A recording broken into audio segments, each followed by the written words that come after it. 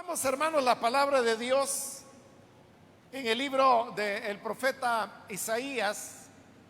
Busquemos el capítulo número 5.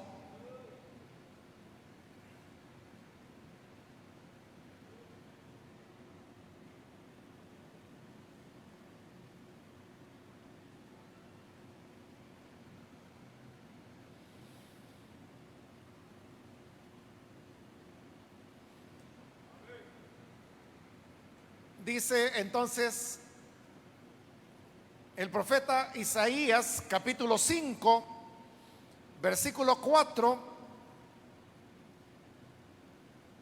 ¿qué más se podía hacer a mi viña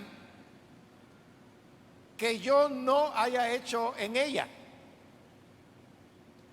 ¿Cómo esperando yo que diese uvas, ha dado uvas silvestres? Amén. Solamente eso leemos. Pueden tomar sus asientos, por favor.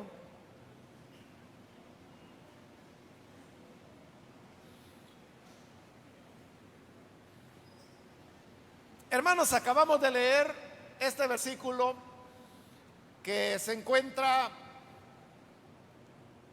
en esta, que es una de las parábolas que encontramos en el Antiguo Testamento. Normalmente cuando hablamos de parábolas, nosotros las referimos al Señor Jesús, porque este fue un recurso que él utilizó con mucha frecuencia para enseñar a las personas. Y también por ser muchas las parábolas que Jesús contó, podemos llegar a pensar de que todas las parábolas fueron dichas por él, pero no. En el Antiguo Testamento también encontramos parábolas como la que hoy acabamos de leer, la cual habla de un hombre que quiso cultivar un viñedo para poder obtener de ahí uvas, y entonces dice que compró una tierra que estaba en una ladera, y lo primero que hizo fue que la cercó para que las personas ya no pudieran entrar a esta tierra y así él poderla trabajar como lo había pensado. Luego de haberla cercado, comenzó a despedregarla, comenzó a sacar las piedras que habían para que quedara llanamente la tierra y que ahí pudiera entonces cultivarse o sembrarse los viñedos. Una vez hizo eso, comenzó efectivamente a plantar las viñas, pero no eran cualquier viña, sino que dice que eran viñas escogidas. Esto de escogidas significa de que eran viñedos que a través de injertos y de cruzamientos habían llegado a convertirse en uvas de buena calidad, viñedos de buena calidad. Porque las uvas en su estado silvestre son ácidas. Pero usted sabe que las uvas que, por ejemplo, vienen a nuestro país y que compramos son muy dulces. Pero esto de que sean dulces es algo que se ha logrado a través de ir injertando diferentes clases de uvas, de irlas mezclando hasta que se va obteniendo lo que aquí en el pasaje se llama una vid escogida, que ya tiene dulzura, y usted sabe que algunas veces aún así las continúan trabajando más hasta lograr lo que llamamos la uva sin semilla. Todo eso no es natural. O sea, es natural en el sentido de que se ha logrado a través de procesos como los injertos y los cruzamientos de especies, pero todo eso es natural. Pero en el estado natural, como las uvas usted las encuentra en su estado silvestre, son ácidas. Eso es lo que hizo el hombre, que plantó vides escogidas de la mejor calidad. Cuando ya estaban plantadas, dice que entonces construyó una torre, y el propósito de la torre era poder subir a ella y desde lo alto tener una visualización de toda la propiedad donde estaban ya plantadas las vides, y así poderla cuidar de aves, de otros animales o de personas que probablemente quisieran entrar al terreno. El tiempo fue pasando, las vides crecieron, ya se veía que vendría el fruto. Entonces construyó también un lagar, que no era otra cosa más que un agujero en la tierra, que normalmente lo cubrían o forraban más bien de piedras, y era ahí donde iban a colocar las uvas, y a través de irlas machacando, irlas aplastando, habrían de extraerle el jugo llamado mosto, que luego es fermentado, y entonces de ahí ya se produce el vino. Entonces, ya todo estaba listo, el lagar estaba construido, llegó el momento de la cosecha, pero la sorpresa de este viñador es que cuando recoge las uvas, resulta de que son uvas silvestres, por lo tanto eran agrias, y esas no servían para poder hacer vino, que era el propósito y la meta que este hombre perseguía. Es decir, el fruto que él esperaba no fue el que el viñedo le dio, sino que fue algo silvestre. Parece una contradicción, ¿verdad? Porque uno podría preguntar, si primero ha dicho que lo que hizo fue plantar vides escogidas, expliqué que de las mejores, ¿cómo es que ahora lo que ha brotado son vides silvestres, agrias? La parábola es breve como todas las parábolas, y usted puede notar de que ahí no hay una explicación de qué fue lo que pasó. Pero la parábola es útil desde el punto de vista que expresa lo que es la naturaleza humana, porque el viñador es Dios y las vides somos los seres humanos. Vemos que Dios cercó el terreno, lo despedregó, construyó la torre, construyó el lagar, es decir, todo lo que se necesitaba para tener una buena producción. El viñador, que es Dios, lo hizo. Pero a la hora de recoger las uvas, resulta de que eran uvas silvestres que no servían. Entonces, a veces así es el ser humano, que no da la respuesta que Dios desea, que está esperando de nosotros, y por la cual Él ha trabajado mucho. Por eso es que en el versículo que leímos, el Señor se hace la pregunta: ¿qué más se podía hacer por mi viña que yo no haya hecho? Y al hacer la pregunta, ¿qué más podría hacerse por mi viña?, es como que si estuviera diciendo, bueno, todo lo que se podía hacer es lo que hice. Y a esa pregunta, ¿qué más podría hacerse?, la respuesta es, pues nada. Todo lo que se podía hacer por una viña se hizo. El problema es que a la hora de llevar los frutos, estas eran uvas silvestres y no dulces como el viñador lo esperaba. Esto, hermanos, significa que todos aquellos elementos que nosotros necesitamos para poder dar el fruto que Dios quiere, que Él espera de nosotros, todos esos elementos ya Dios los ha dado. Todo lo ha puesto a nuestro servicio. Pero ahora lo que queda es el tema de la responsabilidad humana. Porque Dios puede proveer todo lo que se necesite. Su gracia, su palabra, todos los medios para que podamos dar el fruto que se requiere.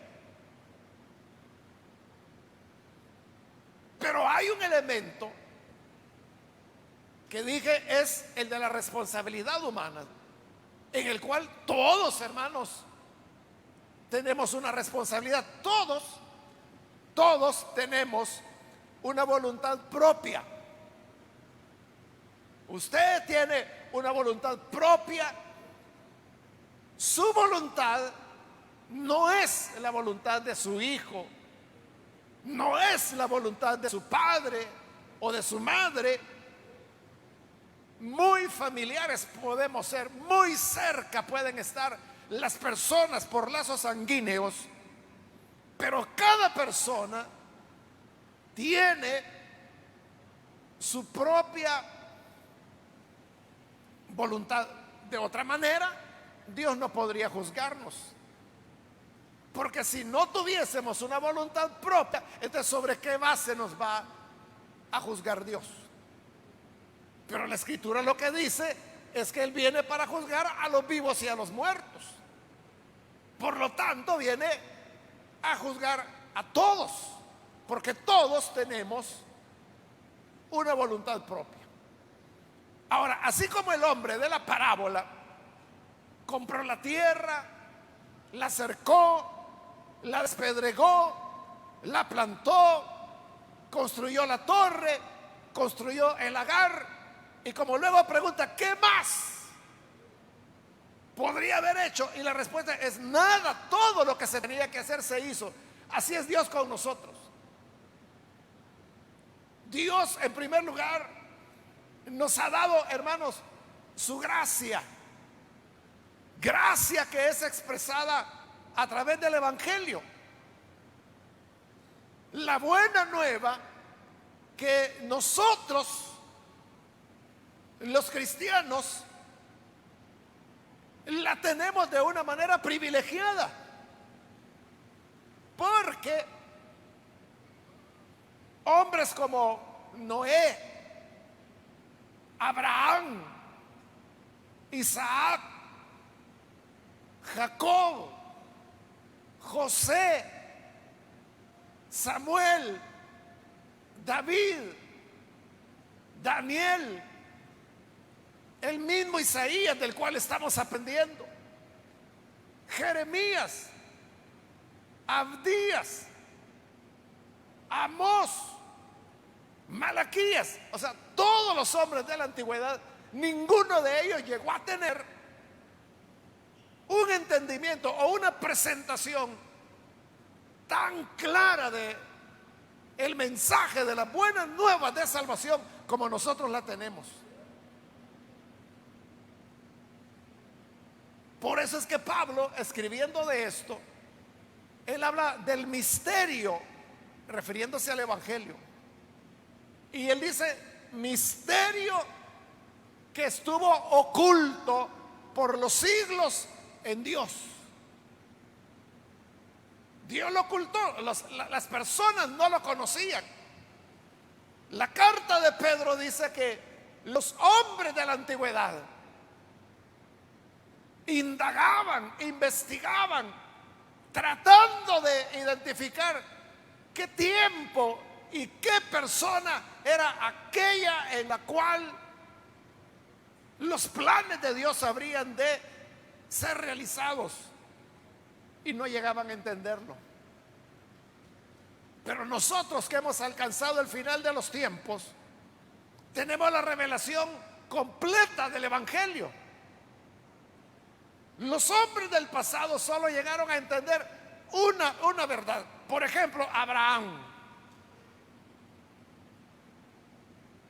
Lo que Dios le reveló a Abraham es que él era todopoderoso, pero eso fue todo. Por eso es que Abraham llamó a Dios el Altísimo. De ahí no tuvo más revelación. Todo lo que Dios le reveló es que Él era omnipotente, que todo lo podía hacer. Y así, poco a poco, a Moisés le dio mucha más revelación, mucha más a que todos los anteriores a él. Pero aún así, aunque los profetas, los autores de los libros de la Biblia tuvieron cierta visión de Dios, no llegaron a tener una comprensión total. Por eso es que el Señor Jesús, hablando de Juan el Bautista, un profeta de Dios conforme a los profetas del Antiguo Testamento, el Señor dijo: entre los nacidos de mujer, ninguno es más grande que Juan el Bautista. Él es el más grande de todos. Pero luego dijo: pero el más pequeño en el reino de los cielos es mayor que él. ¿Por qué razón? Porque Juan el Bautista apenas, hermano, llegó a comprender algo. Usted sabe, él fue el antecesor del Cristo. Y él anunció: el que viene detrás de mí, yo bautizo con agua, pero el que viene detrás de mí bautizará con Espíritu Santo y fuego. Él es más grande que yo, porque él era antes que yo fuese. Yo al lado de él no soy, pero ni digno de desatar la correa de sus sandalias. Pero hasta ahí llegó Juan. Y luego Jesús dijo: en el reino de los cielos, es decir, ahora, en esta plenitud que tenemos, el más pequeño, dijo, es mayor que Juan el Bautista, en el sentido que conoce más, entiende más. Es decir, que si vamos, hermanos, allá a la iglesia infantil, cualquier niño o niña que está ahí conoce de Jesús y entiende acerca de él mucho más de lo que Juan el Bautista llegó a comprender. Y eso que Juan fue el mayor entre los nacidos de mujer. Por eso le digo, la revelación del Evangelio que tenemos nosotros, de la gracia de Dios, esto es algo privilegiado, hermanos. Pero no solo tenemos el Evangelio y la gracia de Dios, también tenemos el Espíritu Santo que nos ha sido dado. El Espíritu que ha venido a estar con nosotros, sobre nosotros y en nosotros. No es como en el tiempo antiguo, en el cual usted puede leerlo allí en la Biblia, que el Espíritu Santo descendía sobre una persona, Dios lo usaba para lo que lo iba a usar, y entonces el Espíritu venía, se retiraba de la persona y esa persona volvía a su normalidad. Pero en el caso nuestro, el Espíritu no viene de visita. El día que creímos en Jesús, el Espíritu Santo vino con todo y maletas y se vino a vivir dentro de nosotros. Él mora dentro de nosotros. Además de eso, hermanos, tenemos, como que si fuera poco, la Biblia, que ahí usted la tiene en su mano o la tiene en su teléfono.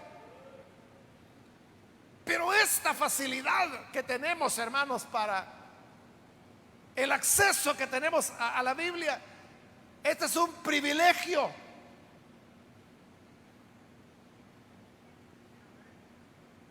hace no mucho las personas no tenían. Hermano, hace solo unas décadas, cuando yo era niño, las únicas Biblias que se vendían eran las católicas. Y ahí en la casa habían tres Biblias, tres traducciones diferentes: la Bober Cantera, la Nácar Colunga y la de Monseñor Straubinger. Tres traducciones católicas, y ahí estaban. Que yo no sé dónde mi papá las compraba, supongo que en alguna parroquia, pero eso era todo. Es hasta que el Señor, cuando me llama al Evangelio, a la primera iglesia evangélica que yo conocí, veo que todos los hermanos tienen Biblia y yo no tenía. Entonces tengo que comenzar a preguntar: ¿a dónde? O sea, ¿dónde venden las Biblias? No recuerdo, hermanos, a dónde me dijeron, pero me dijeron, porque yo recuerdo que pronto compré la mía, que no era ni siquiera la revisión de 1960.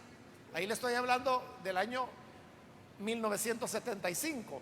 Es decir, la 60, la revisión 60 ya existía, pero es como todas las cosas, ¿verdad? Que no porque hoy salga una nueva traducción, la gente va a desechar la anterior y va a comprar la nueva. No, eso es un proceso.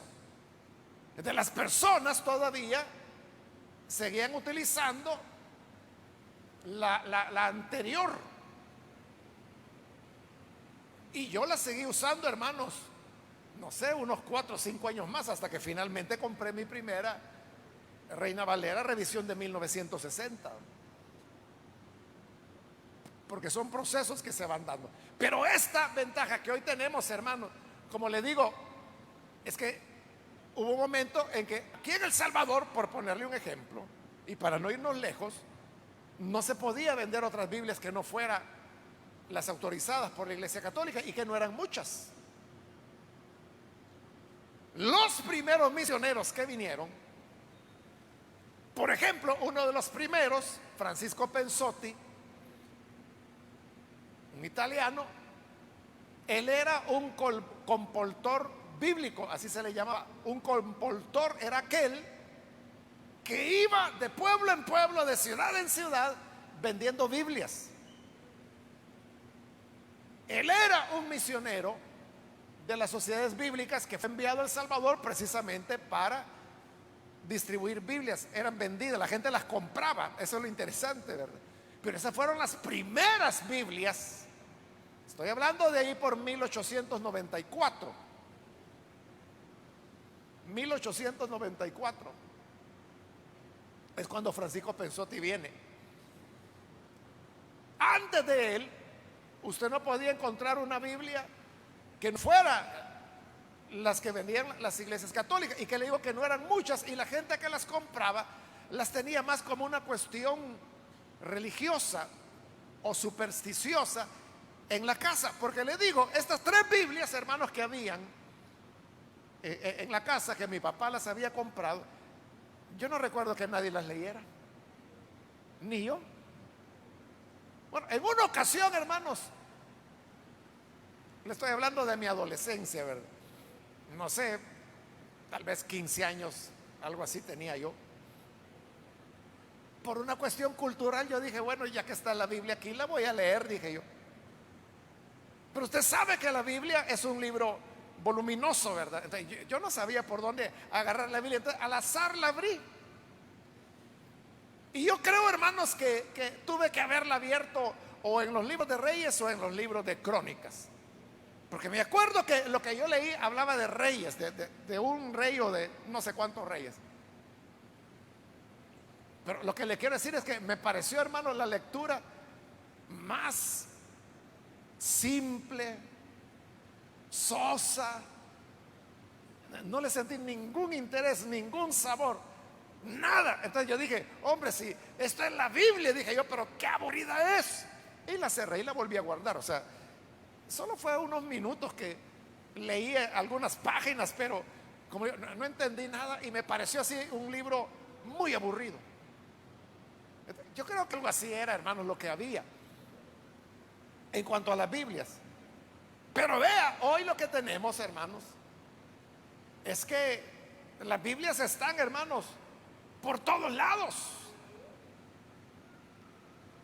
Ya otras veces yo se lo he mencionado que la Biblia es el libro más vendido en El Salvador todos los años. Todos los años la Biblia siempre queda en primer lugar como el libro más vendido en nuestro país. Es lo que más compra la gente. ¿Por qué? Porque la Biblia, hermanos, hoy es barata. O sea, por unos pocos dólares usted puede comprar la Biblia entera. Y digo la Biblia entera porque durante milenios, las personas no podían tener todos los libros de la Biblia porque eso resultaba ser carísimo. Entonces, lo que podía ocurrir era que había alguna iglesia que tenía por allá una copia del Evangelio de Marcos, por decir algo. Otra iglesia por allá tenía una copia de la carta a los romanos y así, porque cada uno de estos libros era carísimo, eran escasos, no había mucho. De que una persona tuviera la capacidad de poder leer toda la Biblia de pasta a pasta como la tenemos nosotros, hermano, este es un privilegio que por miles de años millones de personas quisieron tener y no lo pudieron tener. Pero ahora nosotros lo tenemos. Hermanos, hay Biblias que pueden costar $3, $4, y le estoy hablando de la Biblia completa, ¿verdad? Claro, esas son versiones que le llaman para evangelismo, son para regalar, por eso son baratas, pero son muy sencillas, ¿verdad? De materiales muy sencillos. Y luego usted pues puede comprar ya una Biblia más o menos, otra forrada. Algunos buscan que tenga índice, que tenga cantos dorados. Hoy hay letra grande, hay letra gigante, hay letra súper gigante. Hay Biblias, hermanos, que son de piel legítima. Hay Biblias que no solo son de piel legítima, sino que piel legítima italiana. Biblias que cuestan $80, $90. Hay para todos los gustos. Desde el que solo puede pagar $3 a aquel que ya puede pagar una de 6, de 8, de $13, hasta el que puede, hermanos, comprar una Biblia de $80, $90. Que lo mismo dicen. Ese privilegio todos lo tenemos. Entonces nosotros no podemos argumentar, es que mire, es que yo no tengo Biblia. Es que hoy es bien difícil, hermano, encontrar un hogar, una casa donde no haya ni una Biblia. Es muy difícil, aunque no la usen, como le digo, pero ahí está. Pero Dios no solamente ha puesto la palabra a nuestro alcance, sino que también Dios nos ha llenado de iglesias. Usted puede ver cómo, hermanos, en nuestro país, por ejemplo, usted encuentra iglesias por todos lados. En las comunidades más pequeñas, en las grandes ciudades, hay algunas iglesias que están sobre autopistas de alta velocidad, donde hasta peligroso es. Ahí no deberían haber iglesias, pero ahí están, al lado de las carreteras.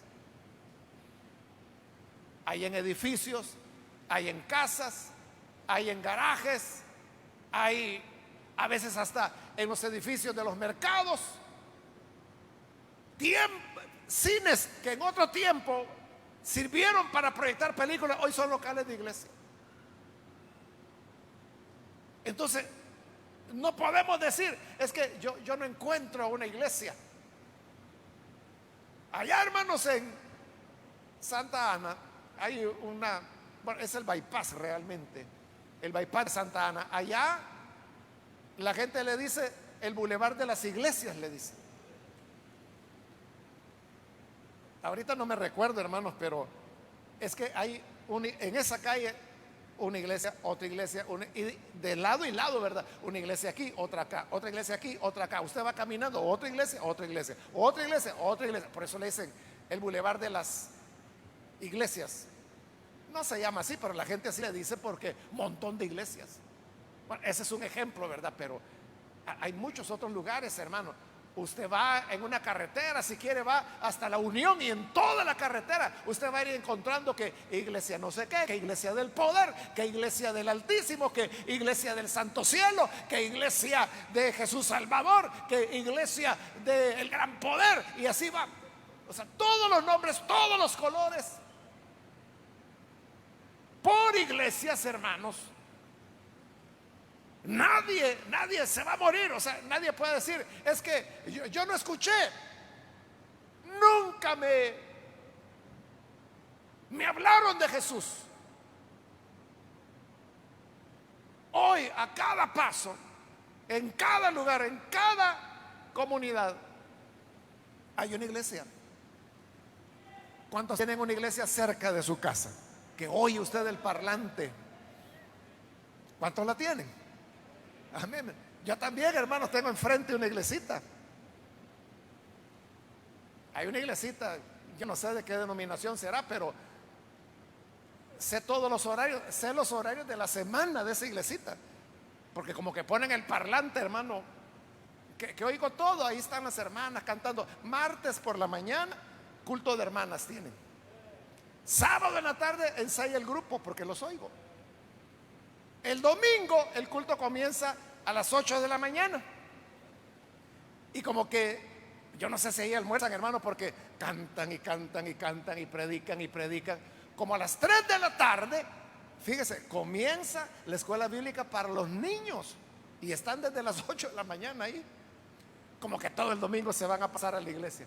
Bueno, pero la cosa es que yo, hermano, o mis vecinos no podemos decir, iglesias, ¿qué es eso, verdad?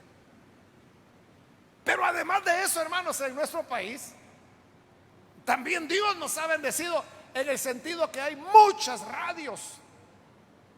Yo no sé si usted se ha dado una vuelta por la banda del AM en radio. Un día hágalo, pruebe y revise la banda del AM, y usted va a ver que no todas, ¿verdad? Pero casi todas son emisoras evangélicas. Comenzando por la primerita, que es la 540, la primera del dial, que es la Radio Restauración. Y ahí usted puede seguir oyendo y oyendo y oyendo. Y es, bueno, y en FM también usted sabe, menos, pero hay emisoras, a veces locales, a veces regionales, nacionales.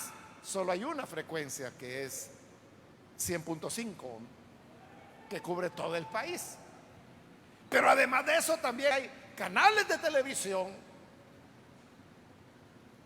A través de redes, hermano, usted puede encontrar predicaciones de medio mundo, anuncios de iglesias, actividades.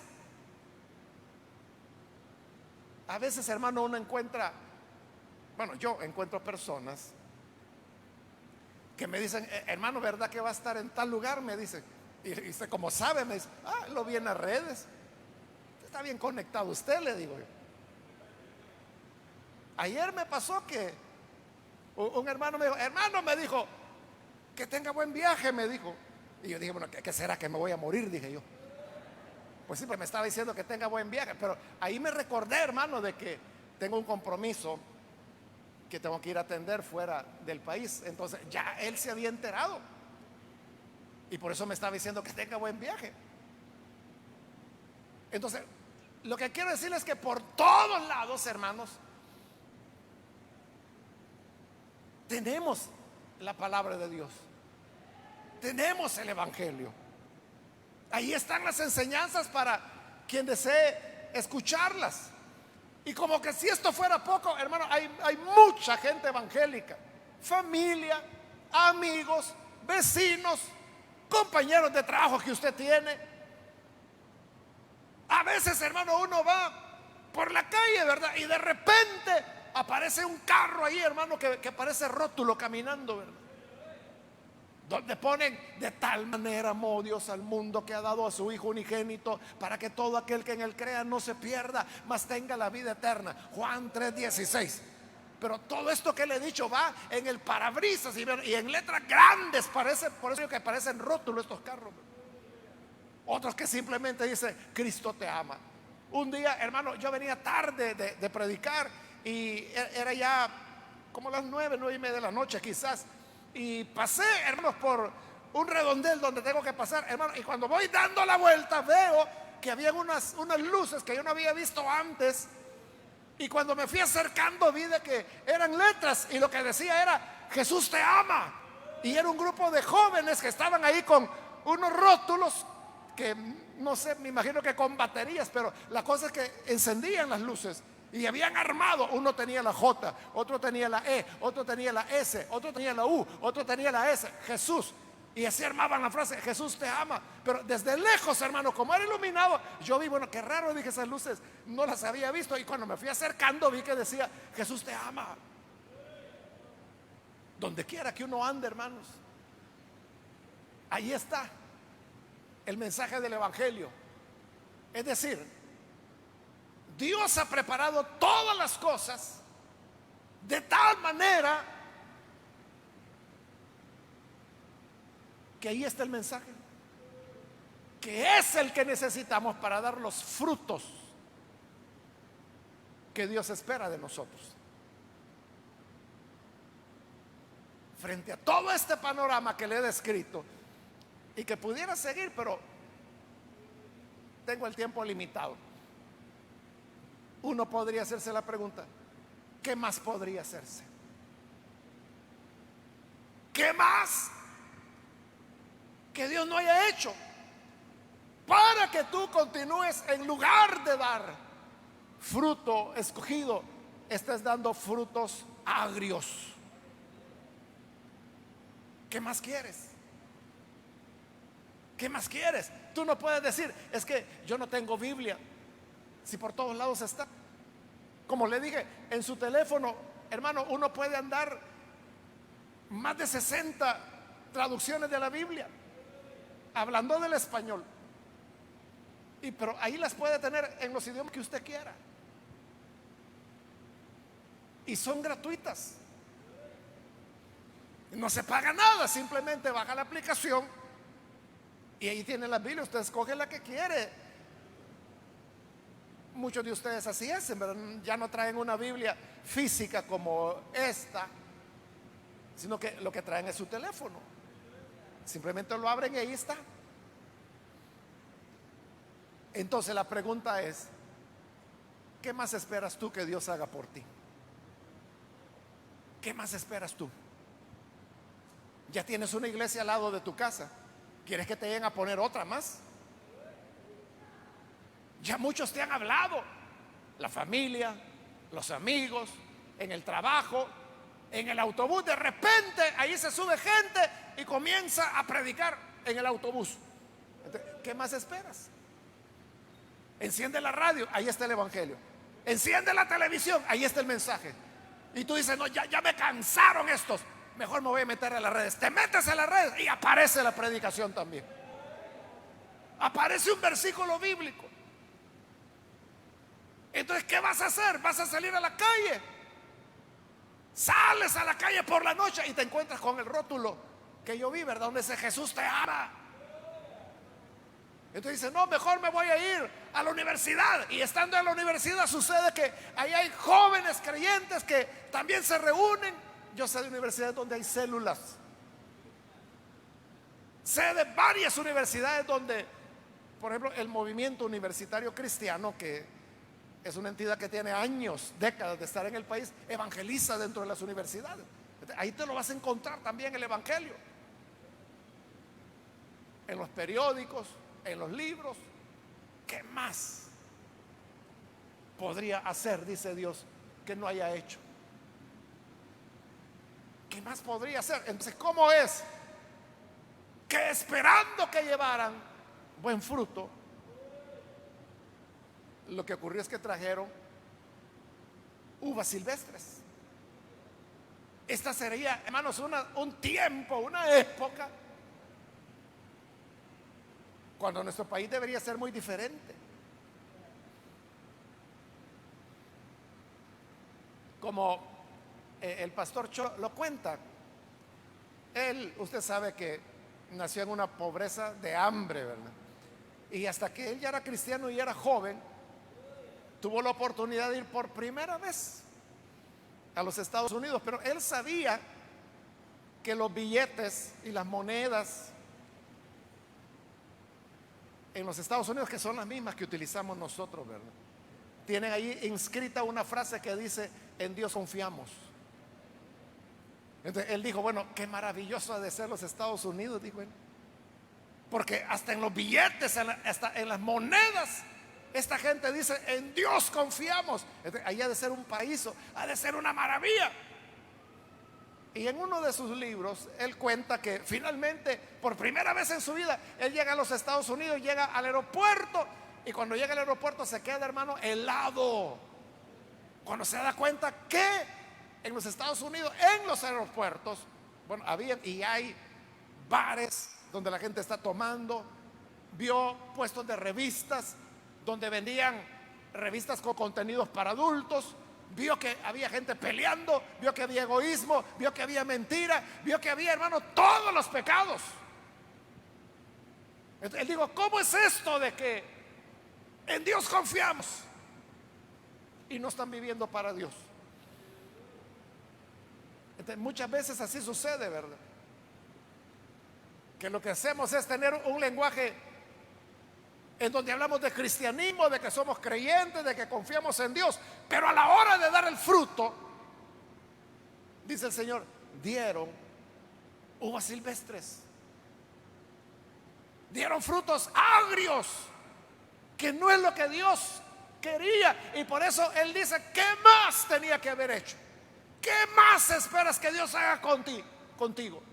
Ya te habló a través de la abuelita, te habló a través del papá, te habló a través del hermano, te habló a través del vecino, te habló a través de la Biblia, te habló a través de los cantos, te habló a través de la radio, te habló en la iglesia. Cuando vas por la calle, escuchas por un lado que hablan de Jesús, por otro. ¿Qué más esperas? ¿Qué más? Dice Dios. ¿Qué más podría haber hecho que no haya hecho ya? Y todo es para que tú des el fruto del arrepentimiento. Entonces, sinceramente, Dios pregunta: ¿qué más podría haber hecho? Es como Dios diciéndonos: hice todo lo que tenía que hacer. Todo lo que tenía que hacer lo hice. Pero hoy, como tenemos una voluntad propia, cada uno de nosotros decidimos qué vamos a hacer con este mensaje de salvación que Él ha puesto en nuestras manos. Con la Biblia, que hoy la tenemos con tanta facilidad, que si no tiene $3 para comprarla más barata, bueno, solo tiene que bajar esa aplicación que es gratuita en su teléfono y ahí la tiene gratis.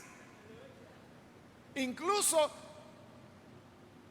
la mayor parte de esas traducciones usted las puede bajar a su teléfono, es decir, no necesita ni datos. Lo va a necesitar solo para bajar la traducción que usted quiere usar, pero una vez bajada a su teléfono es suya. Usted puede quedarse sin datos, sin internet, pero sigue usándola porque ya la bajó. Solo le ocupa un poquito de memoria. La tiene gratis. Entonces Dios dice: ¿qué más esperas? ¿Qué más podría hacer por ti? Ya pasó la época, hermanos, cuando los creyentes tenían que caminar 50, 60 kilómetros para ir a la otra congregación, para escuchar otro libro que solo allí lo tenían. Hoy, hermanos, nosotros, así mire, con 2 dedos, aquí tenemos enterita la Biblia. De Génesis a Apocalipsis, Antiguo y Nuevo Testamento. Aquí está. Hermano, esto mire que yo tengo acá, este fue el sueño de millones de creyentes a lo largo de milenios. no lo pudieron tener. No lo pudieron tener. Y usted ahí lo tiene. ¿Y qué hace con ella? No la usa. No la lee. No la ocupa. No aprende de ella. Entonces, ¿qué más? Hoy todo queda de tu lado. Eres tú y soy yo quienes debemos dar los frutos que el Señor está esperando. Amén, hermanos. Vamos a cerrar nuestros ojos y vamos a orar. Pero antes de orar, yo quiero invitar a las personas que todavía no han recibido al Señor Jesús como su Salvador. Pero yo le digo, todo lo que Dios tenía que hacer ya lo hizo. Y nos ha puesto todas las facilidades. Hoy viene su voluntad, su decisión de recibir a Jesús. Y por eso yo quiero invitar en este momento, si hay alguna persona, algún amigo o amiga que habiendo oído la palabra del Señor, hoy necesita recibir a Jesús como su Salvador, por favor póngase en pie en el lugar donde se encuentra. Cualquier amigo o amiga que por primera vez necesita recibir al Señor Jesús como su Salvador, póngase en pie. Vamos a orar por usted. Es el momento para que pueda venir. Hágalo hoy. Aproveche estos momentos. Lo que queremos es orar por usted, pedirle a Dios que lo bendiga, que le dé una vida nueva, una vida llena de frutos de los que al Señor le agradan y para lo cual Él ha invertido tanto en nosotros, comenzando por su Hijo mismo. ¿Hay alguien que necesita venir a Jesús? Póngase en pie, por favor. Hágalo ahora. Le voy a pedir que lo haga pronto porque solo tengo un par de minutos, pero aprovéchelos usted. Póngase en pie. También quiero invitar, si hay hermanos o hermanas que se han alejado del Señor, pero hoy necesita reconciliarse, puede ponerse en pie y vamos a orar. Necesita reiniciar su vida cristiana. Muy bien, aquí hay una persona, que Dios la bendiga. Alguien más que necesita hacerlo, póngase en pie y vamos a orar por usted. ¿Hay alguien más? ¿Algún amigo o amiga, hermano o hermana que se reconcilia? Póngase en pie ahora.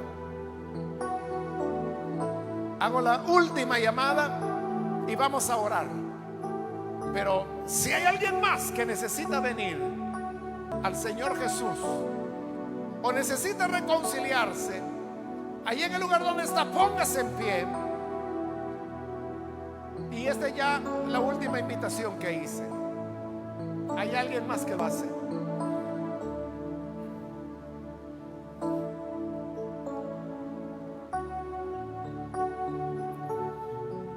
A usted que nos ve por televisión, quiero invitarlo para que reciba al Señor Jesús junto con las personas que lo hacen acá. Ore con nosotros. Señor, gracias te damos por tu palabra. Nosotros reconocemos que todo cuanto necesitábamos, tú lo hiciste. Todo lo pusiste, Señor,